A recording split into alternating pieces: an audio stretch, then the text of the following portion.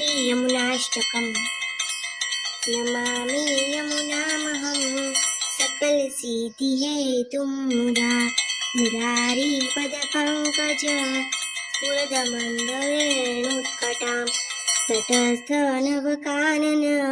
प्रकटमोदपुष्पाम्बुना सुरासुरसुपूजित स्मत्प्रपितुं श्रियं ब्रीपतिं कालिन्दगिरिमस्तके पददमन्दपूरोज्ज्वला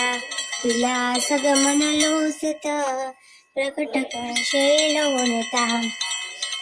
सङ्घोषगतिदन्तुरा समधिरूढदोलतमा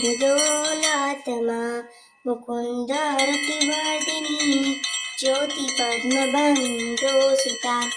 भुवं भुवनपावनी मदिगता मणिकस्वने प्रियाभिर्विसेवितां शुकमयूरहंसादिभिः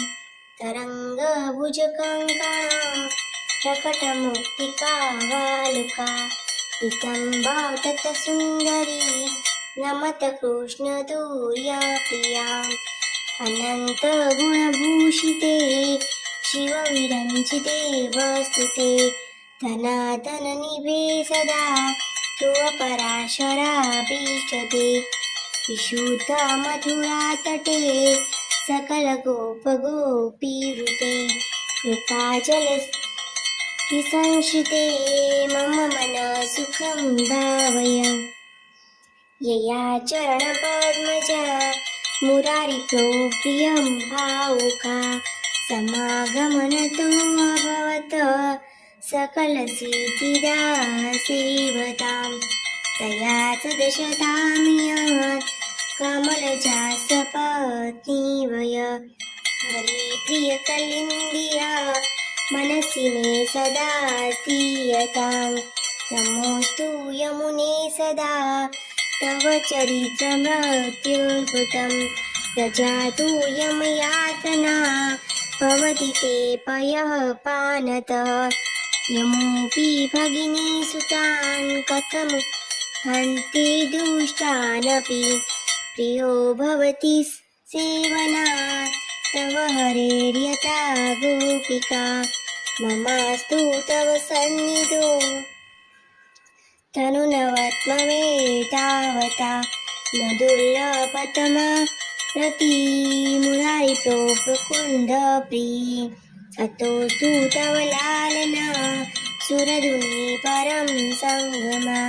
तवेव भुवि कीर्तिता न तु कदापि पुष्टिस्थितिः स्तुति तव करोति कं कमलजासपत्नीप्रिये हरे यदुसेवया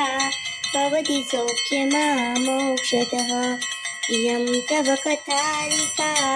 सकलोपिका सङ्गमं